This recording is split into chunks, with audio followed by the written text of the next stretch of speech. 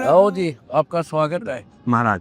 महाराज, एक मन में सवाल था कि एक तो आप जो ये कर रहे हैं वो ईश्वर ही कराता है और करता है। मैं डॉक्टर प्रसून शुक्ला, मैं एपीएन न्यूज और नेपाल वन न्यूज चैनल का मैनेजिंग एडिटर हूँ। आके दर्शन करने आया। बहुत धन्यवाद आपका। और ये जो आप किए हुए हैं ईश्वर ही करा सकता है, कोई सामान्य आदमी तो नहीं करा ईश्वर सकता करा है। है।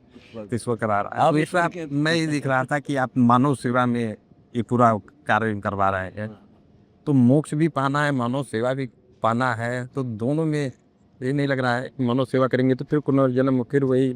ऐसे नहीं होगा। हाँ, कहते हैं बिन इच्छा जो देत है सो दान का है।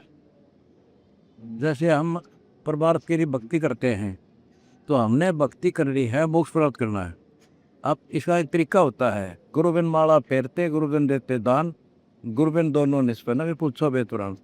जैसे आप वैसे डायरेक्ट कोई सेवा करोगे तो आपका कर्जा हो गया उन पर, तो फिर वो आपको आपने आगे वो देंगे, फिर कभी तो आपका जन्म होगा। अब आप गुरु शरण में आ गए, सतगुरु परमात्मा से मिला हुआ होता है, उससे जब उसके द्वारा जो दान किया जाता है कि जैसे मेरे को दान कर दिया, वो मेरे पास आ गया सारा, और मैं फिर कहाँ लगाऊंगा?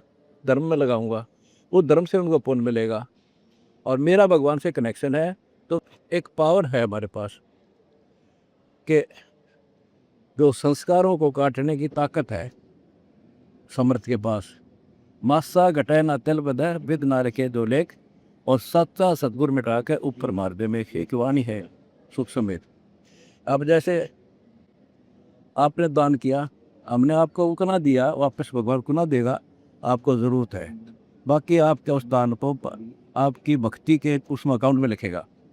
अच्छा, फिर हमारे पास पावर है उस संस्कार को काट देंगे। जैसे राष्ट्रपति जी के पास पावर है 5 से 20,000 को वो टाल सकता है, तो वो पावर उस संत से होते हैं जो भगवान से कनेक्टेड है।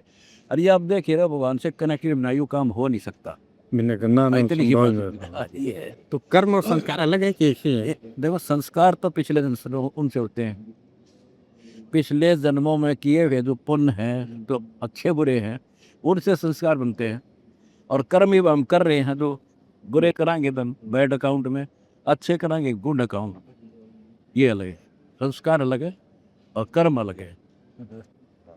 तो धन्यवाद। आपने और कोई प्रश्न और पूछ रहे? डाकन का मास्टर हूँ मैं। ये कह रहे थे कि मोक्ष का मायने क्या है हमारा? मोक्ष का मायने होता है जन्म मरण मिटाए।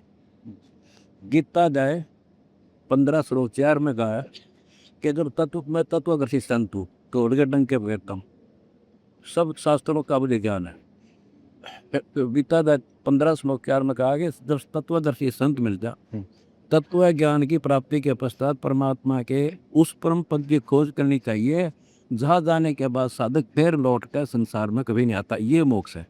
मोक्ष का अंतिम उद्देश्य क्या होता है? मान लीजिए जैसे हम मोक्ष पा गए, न जीवन होगा न मरण होगा। ऐसा नहीं है, वहाँ जीवन होगा, वहाँ जीवन होगा, वहाँ जीवन होगा, वहाँ कभी मरण नहीं होगा, वहाँ कोई कोड नहीं, कोई कष्ट नहीं।